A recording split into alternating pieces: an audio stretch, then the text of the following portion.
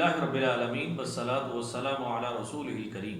تمام عقائد اور تمام عبادات کا ایک بنیادی اور اساسی جو مقصد ہے وہ تقوی ہے۔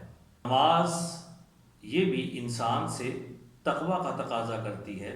روزے کی عبادت، زکوٰۃ کی عبادت، حج کی عبادت، قربانی کی عبادت، الغرض جتنی بھی عبادات ہیں وہ انسان سے تقوی کا ہی تقاضا کرتی ہیں، اور یہی وہ تقوی ہے جو ایک مسلمان اور ایک مومن کے لیے بہترین زاد راہ ہے۔ اللہ تبارک و تعالیٰ نے ارشاد فرمایا ہے وَتَزَوَّدُوا فَإِنَّ خَيْرَ الزَّادِ التَّقْوَىٰ، اور زاد راہ لے لیا کرو، بے شک تقوی سے بہتر زاد راہ کوئی نہیں ہے۔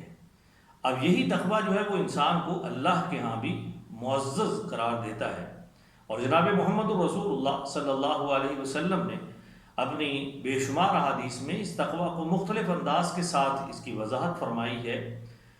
نبی کریم صلی اللہ علیہ وسلم نے رنگ اور نسل کی بنا پہ جو انسانوں کی عزت اور تکریم کا تصور تھا اسے مٹا دیا، اور کیا فرمایا کہ اللہ تعالیٰ کے ہاں نہ ہی رنگ کی بنا پہ انسان معزز ہے اور نہ ہی نسل اور قبیلے کی بنا پہ اللہ کے ہاں انسان معزز ہے، بلکہ انسان تو صرف اور صرف تقوی کی بنا پہ معزز ہے۔ اب یہ تقوی ہے کیا ہے؟